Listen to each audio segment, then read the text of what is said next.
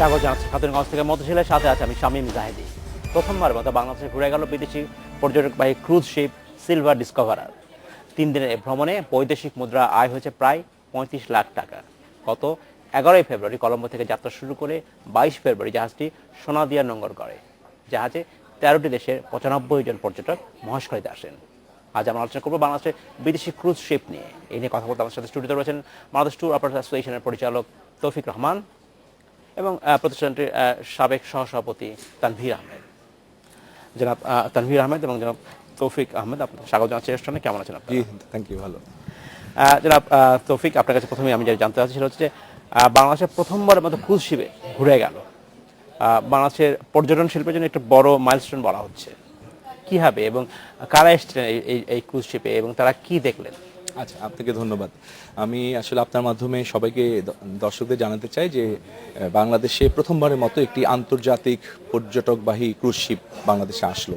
আপনারা জানেন যে এই মুহূর্তে সবচেয়ে বড় পর্যটনের একটা বড় সেক্টর হচ্ছে আসলে ক্রুজ ট্যুরিজম।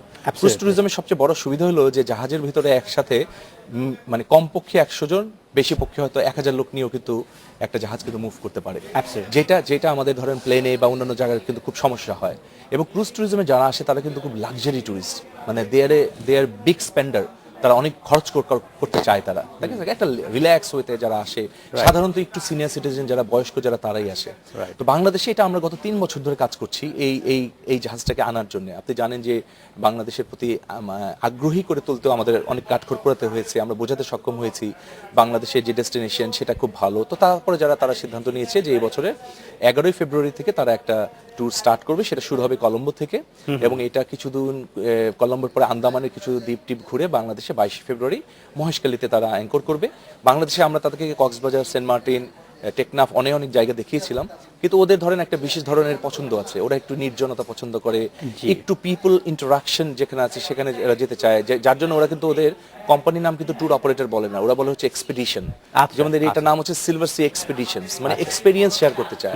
তো সেটা নিয়ে আমরা একটা কাজ করেছি এবং কাজ করার ফলে যেটা হয়েছে যে মোটামুটি প্রথম গ্রুপে আমাদের 95 জন ছিল। 95 জনের মধ্যে প্রায় 13টা দেশ থেকে 95 জন ছিল এবং এর মাঝে আমেরিকান ছিল সবচেয়ে বেশি, প্রায় 42 জনের মতো আমেরিকান ছিল, 24 জনের মতো ব্রিটিশ ছিল, অস্ট্রেলিয়ান ছিল, কেনেডিয়ান ছিল। তার এরা সবাই মিলে একটা গ্রুপ মিলে বাংলাদেশে এসছে এবং 22 তারিখে তারা মহেশখালী ঘুরেছে, 23 এবং 24 সুন্দরবনের বিভিন্ন জায়গায় ঘুরে তারা কলকাতা চলে গেছে, বিকজ কলকাতা হচ্ছে তাদের আলটিমেট ডেস্টিনেশন। কলকাতা যাওয়ার পরে এই গ্রুপটা সবাই কলকাতা থেকে চলে গেছে, যার যার মতো করে দেশে চলে গেছে, টিকিটটা ওভাবেই করা আছে।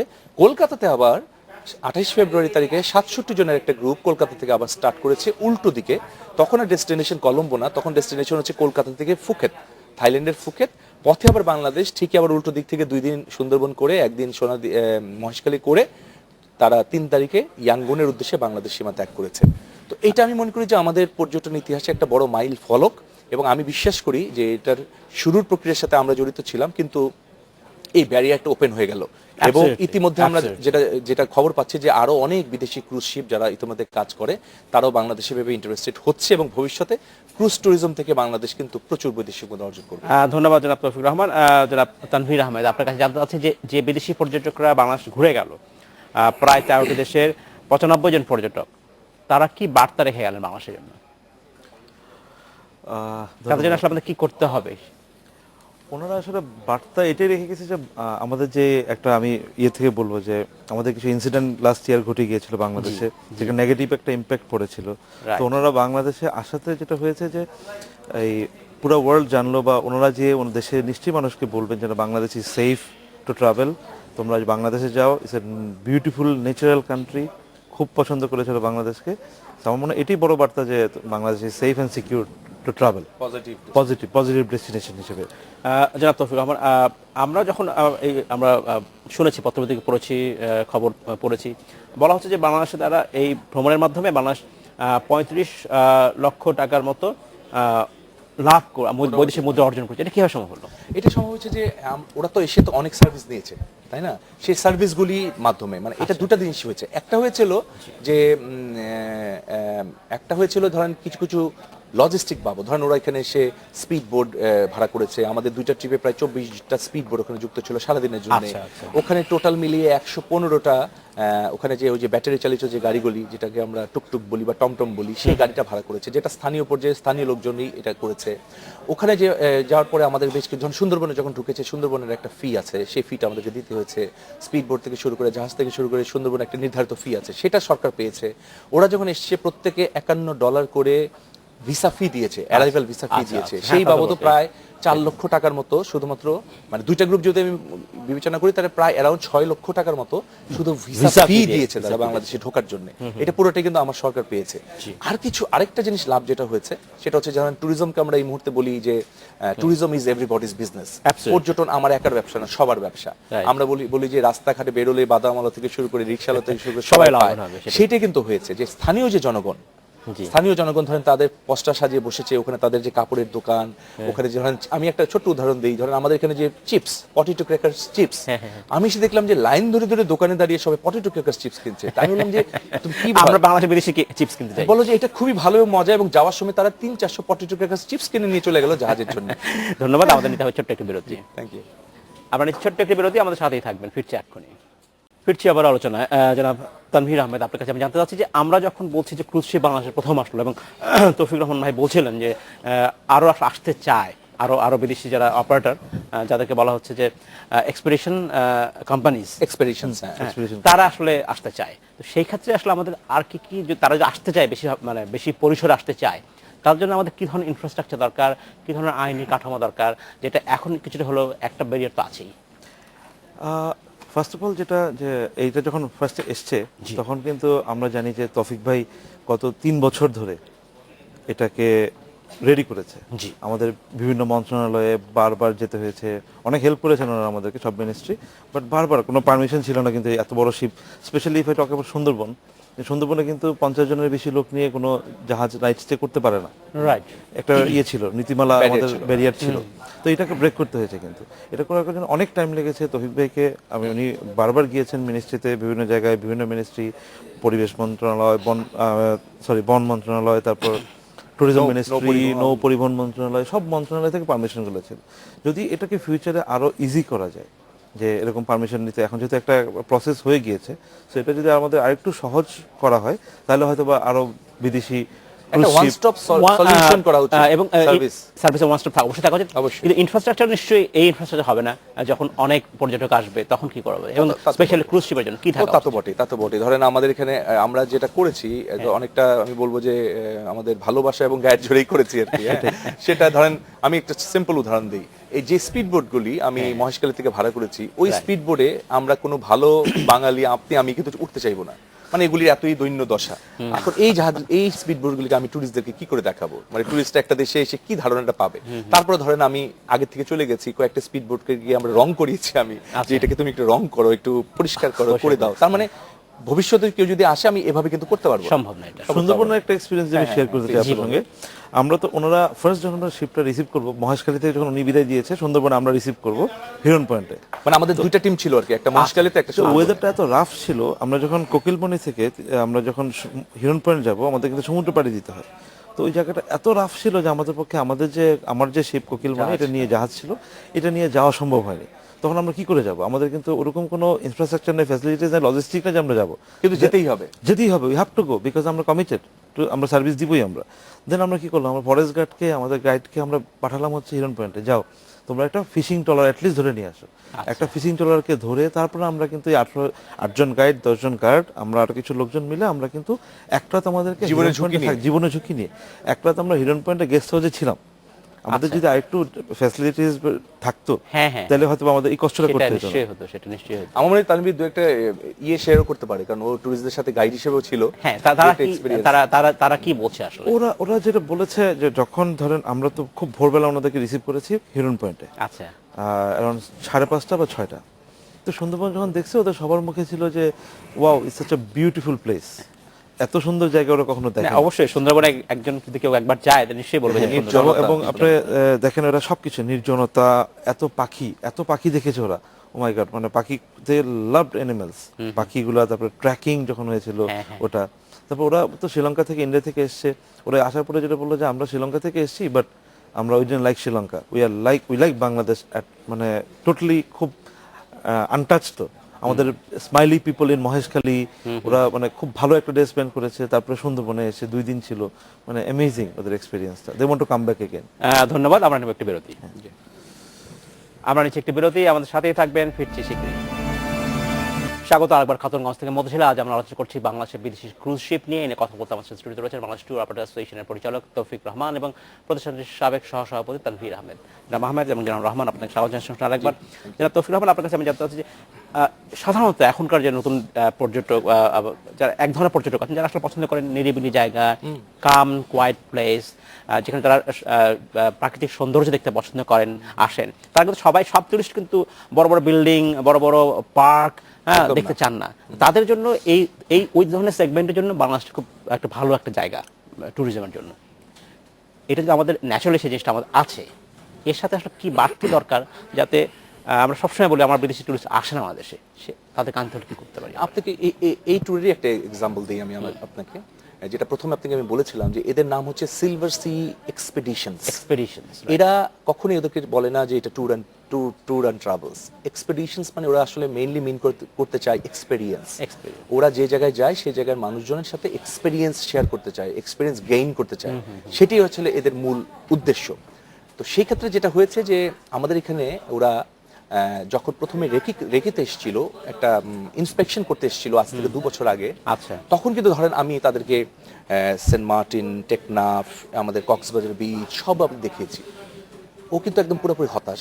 যে ছেলেটা এসেছিল, সাউথ আফ্রিকান একজন ডিরেক্টর, ভাইস প্রেসিডেন্ট অ্যাকচুয়ালি, সে এসেছিল, সে পুরো হতাশ। বলে দেখো, আমি তোমাকে বুঝাতে পারছি কিনা আমি জানি না, আমরা আমাদের টুরিস্টদের জন্য এমন একটা জায়গা চাই যেটা আপনি বললেন নির্জন, নীরব, যেখানে সাথে পিপুলের একটা ইন্টারাকশন হয়তো আছে, কিন্তু ট্র্যাডিশনাল ট্যুরিজম যেহেতু আমার বিচ 120 কিলোমিটার লম্বা, খুব বললা, সব ঠিক আছে, কিন্তু এখানে যে ক্রাউডেড, যে মানুষ হাজার হাজার লক্ষ লক্ষ, আমার টুরিস্টরা এক্সপেরিয়েন্স শেয়ার করতে চায় না। তারপর ধরুন সুন্দরবনের কথা আমি বলি, সুন্দরবনে আমাদের মেইন স্পট কিন্তু আসলে কটকা কচিখালি, যেখানে আমরা সবচেয়ে বেশি টুরিস্টরা যাই, ট্রেইল নামি আমি সব ঠিক আছে। For the Bangladeshi people it's okay. আমি যখন কটকাতে নিয়ে গেলাম, আমার এখনো মনে আছে, আমি গিয়ে দেখি কটকাতে আমার আগে আরো 16টা জাহাজ অ্যাঙ্কর করে বসে আছে। আচ্ছা, ওর ওই জাহাজ দেখে ওর মাথা গরম হয়ে গেছে। ও বলছে যে এখন ঘোরাও, লঞ্চ ঘোরাও। আমি কেন? বলে এখানে আমি আমার টুরিস্টকে নিব না, ইম্পসিবল। মানে যেখানে তখনও বললো যে দেখো আমি সুন্দরবনে কেন আসি, যেটা তানবীর বলছিল, আমি নির্জনতা করতে আসি, আমি ফিল করতে আসি, ফিল দ্য সাইলেন্স, বাতাসের যে একটা শনশন একটা শব্দ, সেটা শোনার জন্য মানুষ ওখানে আছে, গাছপালা, পাখি, ফ্লোরা এন্ড ফাউনা যেটাকে আমরা বলি, সেটা করার জন্য আসছি। এখানে আমি থাকবো না, তুমি আমাকে সুন্দরবনের এমন একটা জায়গায় নিয়ে যাও যেখানে অন্য কোনো জাহাজ নেই, জনমানব শূন্য, যেখানে আমরা আমাদের টুরিস্টরা এনজয় করতে পারবো। কোথায় আপনি নিয়ে গেলেন? তখন আমরা নিয়ে গেলাম হচ্ছে এই যে কোকিলমণি, এই যে চরপটিয়া কিংবা হিরন পয়েন্ট, সেখানে এখন লোকজন কম আসে, এবং হারবাড়িয়া। মোটামুটি আমরা ওই পশুর চ্যানেলটা ধরেই আমরা ওই জায়গাটার মধ্যে রাখলাম, যেখানে ধরেন আমি চরপটি এবং কোকিলমণির কথা বলতে পারি, যেখানে ট্র্যাডিশনালি আমাদের কোনো টুরিস্ট যায় না। হারবাড়িয়া কিছু লোক যায়, যেহেতু এটা মংলার কাছে, এই কারণে। কিন্তু চরপটি আর কোকিলমণি যায় না, ইভেন ইয়ে তো যায় না, এখন হিরণপন্ডও যায় না, কারণ সেটা করতে হলে একটা ফলে ওরা কিন্তু তাই বলেছে যে এই জিনিসগুলি করতে হবে। কিন্তু যেটা হয়েছে, সেখানে বেসিক ইনফ্রাস্ট্রাকচারের খুব অভাব। যেমন ধরেন আমি চরপটিয়ার কথা বলতে পারি, ওখানে যে ফরেস্টের যে স্টেশন আছে, যেহেতু কেউ যায় না, এটা একটা ছোট্ট ফাঁড়ি, ওখানে বোধহয় সব মিলে ওখানে যে বোধহয় 5-6 জনের মতো লোক আছে। ফলে ওখানে গিয়ে কোনো ধরনের ট্রেইল নাই, যেটা ধরেন হারবাড়িতে একটা ওয়াকিং ওয়ে আছে, আপনি কিছুজন হাঁটতে পারবেন, বা হিরন পয়েন্টও আছে, হাঁটতে পারবেন, সেখানে হাঁটার কোনো ওয়ে নেই। মানে ওখানে কি করতে হয়েছে, আমাদের কি আসলে ক্রুজ করতে হয়েছে আর কি, আমাদের বনের বিভিন্ন ক্রিকস অ্যান্ড ক্যানেলসে ঢুকে করতে হয়েছে। ইয়ে তো তাই, মহেশখালে তো তাই, ধরেন মহেশখালে তো আমরা করেছি, এবং ওদের সবচেয়ে বেশি অ্যাট্রাকশন ছিল হচ্ছে স্কুল। তারপর আমরা আদিনাথ মন্দিরে গিয়েছি, সেখানে আমাদের একটু প্রেজেন্টেশনটা একটু অন্যরকম ছিল। ওখানে উইভিং একটা গ্রাম আছে, যে গ্রামের ভেতরে আপনার মহিলারা নিজেরা কাজ করে, সুতার কাজ, এই কাজগুলো তৈরি করে, চর কাজ করে, ওই মহিলাদের সাথে আমরা গিয়েছি, ওদের সাথে আমাদের ইন্টারাকশন ছিল। তারপর একটা বৌদ্ধ মন্দির আছে, সে বৌদ্ধ মন্দিরে হয়তো ট্র্যাডিশনাল সবাই গেল, দেখে চলে আসলো, আমরা তা করি নাই। ওখানে বৌদ্ধ মন্দিরের একটা যে ছোট্ট একটা যে পুরোহিত, সে আমাদের কিন্তু ওয়েলকাম করেছে তার সেই ট্র্যাডিশনাল ড্রেস পরে, ঠিক আছে। ফলে আমরা চেয়েছি যে যেহেতু তারা এক্সপিরিয়েন্সটা করতে চেয়েছে, এক্সপিরিয়েন্সটা শেয়ার করবে এবং বাচ্চাদের সাথেও তারা মিশুক, বাচ্চাদের সাথে ছবি তুলুক, কথা গল্প করুক, কথা বলুক। ট্র্যাডিশনাল যে গাইডিং আমরা করি ওইটার বাইরে গিয়ে আমরা কিন্তু ওদের উপর অনেকটা ছেড়ে দিয়েছি যে ওরা ওদের মতো করেই সিদ্ধান্তটা নেয় বা প্রোগ্রামটা ওদের মতো করেই করুক। কিন্তু আমাদের আবার অনেক প্রবলেম ফেস করতে হচ্ছে, ধরেন এটা করাতে গিয়ে সিকিউরিটির একটা বড় সমস্যা হয়ে গেছিল, একজন এক দিকে চলে যাচ্ছে। সেটাই।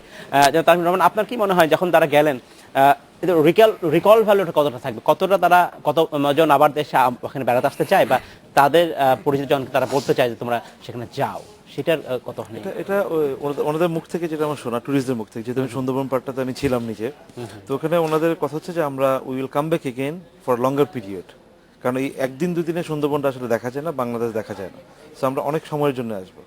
জঙ্গলের ভিতরে যখন গেল, আমি একটা মনে আছে, আমরা সকালবেলা একটা বোট ট্রিপে গিয়েছিলাম, জোডিয়াক ট্রিপে। তো ওখানে যেয়ে আমরা নদীর মধ্যে আমরা ওই যে ডলফিন, রিভার ডলফিন দেখলাম, শুশুক, যেটা আমরা শুশুক বলি আমরা বাংলায়। তো একটা নৌকাতে দেখার পরে ওয়াকি টকিতে সবগুলো জোডিয়াককে, 11টা জোডিয়াক ছিল, সবগুলোকে বলে দিল যে এখানে শুশুক আছে, ডলফিন দেখা যাচ্ছে, তোমরা এখানে আসো। সবাই একটা সুন্দর করে একটা রাউন্ড জায়গাটাকে রাউন্ড করে আমরা এখানে অনেক ডলফিন দেখলাম। তারপর আমাদের যাওয়ার কথা ছিল তিনকোনা আইল্যান্ডে একটা জায়গায়, চরপটিয়া থেকে। তো আমাদের যেহেতু টাইম অ্যান্ড টাইডের কারণে যেতে পারিনি, আমরা প্ল্যান চেঞ্জ করলাম। চেঞ্জ করার পরে টুরিস্ট আবার যখন আমরা প্ল্যান হলো যে আমরা আবার ইয়েতে যাবো, বোট ট্রিপে যাবো। তখন যখন বোট ট্রিপে ঢুকলাম, তখন ওই লোক আবার টুরিস্ট আবার বলছে যে okay let's go to that place যেখানে আমরা দেখেছিলাম ডলফিন দেখেছি। হ্যাঁ, তো দেখেন ওই জায়গাটা ওদের মনে আছে এবং যাওয়ার পর রিকল করতে পেরেছে সুন্দরবনে এত ক্যানেল, এত ক্রিক, যে রিকল যে আমরা এখানে ডলফিন দেখেছিলাম, এবং they want to bring their families বা ফ্রেন্ডস, বলতে চায় যে হ্যাঁ ওকে গো টু ওখানে যেতে পারবো। অ্যাবসলিউটলি সেটাই। তৌফিকুর রহমান, আরেকটা বিষয় আপনাকে জানতে হচ্ছে, যখন এই প্রথমবারের মতো ক্রুজ শিপ বাংলাদেশ আসলো, তো এর কিছু চ্যালেঞ্জ নিশ্চয়ই আপনার ছিল। আমি শুধু ট্যুরিস্টদের আনা যেমন একটা চ্যালেঞ্জ, বাংলাদেশ থেকে অ্যারেঞ্জ করার জন্য একটা চ্যালেঞ্জ, রেগুলেটরি ইস্যুজ নিশ্চয়ই ছিল, সেগুলো আপনি কিভাবে ফেস করলেন এবং সেগুলো কেমন ছিল এবং তাদের কি পরিবর্তন আসা দরকার, চেঞ্জ করা দরকার যদি ভবিষ্যতে আর বেশি ক্রুজ শিপ বাংলাদেশ আসতে চায়? আমি তো ডেফিনেটলি আমার একটা রিকমেন্ডেশনস আমি আমাদের মন্ত্রণালয়কে নিশ্চয় দেব। আর কিন্তু আমি বলবো যে শুরু থেকে আমার মন্ত্রণালয়, মানে পর্যটন মন্ত্রণালয়, আমার মাননীয় মন্ত্রী, সচিব সহ সবাই আমাদেরকে খুবই সহযোগিতা করেছে, যেহেতু একটা নতুন জিনিস হচ্ছে বাংলাদেশে, এই কাজটা করবো। ইভেন হোম মিনিস্ট্রির কথা আমি বলি যে হোম মিনিস্ট্রি থেকেও কিন্তু আমরা মোটামুটি ভালো রেসপন্স পেয়েছি এবং তারাও কিন্তু উৎসাহী ছিল। তারা সবাই বলেছে, অ্যাডিশনাল সেক্রেটারি একজন ছিলেন, উনি বলেছে যে না, আমরা চাই যে বাংলাদেশে ঘটনাটা ঘটুক। কিন্তু প্রবলেমটা অন্য জায়গায় হয়ে গেছে। প্রবলেমটা হলো যে আমি একজন এন্টারপ্রেনার হিসেবে আমি সিলভার সি ক্রুজের সাথে যোগাযোগ করছি, ওদেরকে আমি নিয়ে আসছি, বাংলাদেশে অপারেশনটা আমি দেখছি, কোথায় কি হচ্ছে না হচ্ছে, ইয়াতে কি হচ্ছে, মহেশখালীতে কি হচ্ছে বা সুন্দরবনে কি হচ্ছে, এগুলো আমি দেখছি। আবার গিয়ে বিভিন্ন মন্ত্রক, কারণ এখানে তো অনেকগুলো মন্ত্রণালয় জড়িত, ধরেন হোম মিনিস্ট্রি জড়িত, সেখানে 3টা ওদের আছে, মানে এসবি আছে, এনএসআই আছে, ডিজিএফআই আছে, আমার নৌ পরিবহন মন্ত্রণালয় আছে, আমার ফরেস্ট ডিপার্টমেন্ট আছে, তারপরে আমার ধরেন কাস্টমস আছে। আমি আবার সব জায়গায় দৌড়াচ্ছি, হুইচ ওয়াজ অ্যাকচুয়ালি আমার জন্য একটা হিউজ পেইন। আমি বলবো যে অসহযোগিতা পেয়েছি আমি তা বলবো না, সহযোগিতা আমি পেয়েছি, কিন্তু আমার একার পক্ষে এই টোটাল বিষয়টাকে কাভার করা নিয়ে, মানে আমি হয়তো আমি জানি না, মানে আমি সাকসিড, আমি পেরেছি, কিন্তু আমার কলিগরা ওরাই বলে যে অন্য কেউ হলে তো জিনিসটা তো পারতো না। সেজন্য আমি যেটা চাই, there should be a one service, service, সেটা আমাদের ট্যুরিজম বোর্ড হতে পারে, আমার মন্ত্রণালয় হতে পারে। আমি গিয়ে আমার টোটাল রিকোয়ারমেন্টটা ওদেরকে দেব, শুধুমাত্র ক্রুজ শিপের জন্য আলাদা একটা সেল থাকতে পারে, তারা দেখবে, এবং ওনারা আমার হয়ে এই বিভিন্ন মন্ত্রণালয়ের সাথে লিয়াজ করে, ওনাদের ফোকাল পয়েন্ট ঠিক করে ওনারা আমার হয়ে কাজটা করে দিবেন। জি, আমার পক্ষে আসলে তানভীর আহমেদ, আপনি বলছিলেন? আমি বলছিলাম গতকালকে রাত্রেবেলা আমরা উই আর সিটিং সামওয়্যার, তো আমরা শেয়ার করছিলাম যে যদি এটা যে ব্যক্তি তৌফিকুর রহমান যদি না হতো, তাহলে আমরা যারা অন্যান্য এন্টারপ্রেনার যারা আমরা আছি, আমাদের জন্য একটু ডিফিকাল্টি হতো আসলে পারমিশনটা বের করা, কারণ দ্য কানেকশন হি হ্যাজ, ওইটা খুব ইজিলি উনি সেটা আমি বলছি যে ধরেন আমি যে কোনো কারণেই হোক, যেহেতু আমি একটু লেখালেখি করি, মাঝে মাঝে আপনাদের প্রোগ্রামেও আসি, সে তো হয়তো আমি একটু নোন ফেস, সেই জন্য হয়তো আমি মন্ত্রী বা অন্য জায়গায় আমি ইজি অ্যাক্সেস পেয়েছি। কিন্তু আমি ওকেই বলছিলাম যে যারা একটা নতুন এন্টারপ্রেনার, যারা কাজটা করতে চায়, তারা কি করে কাজটা করবে। জনাব তৌফিকুর রহমান, আপনাকে অসংখ্য ধন্যবাদ। তানভীর আহমেদ, আপনাকে অসংখ্য ধন্যবাদ। আজ শেষ করতে হচ্ছে, ভবিষ্যতে আমরা আশা করবো যে আরো বেশি করে ক্রুজ শিপ বাংলাদেশে ঘুরে যাবে। নিশ্চয়ই, ধন্যবাদ। এই ছিল আজকের আমাদের খাতুনগঞ্জ থেকে মতো ছিল, আমাদের সাথেই থাকবেন, দেখা হবে আবার।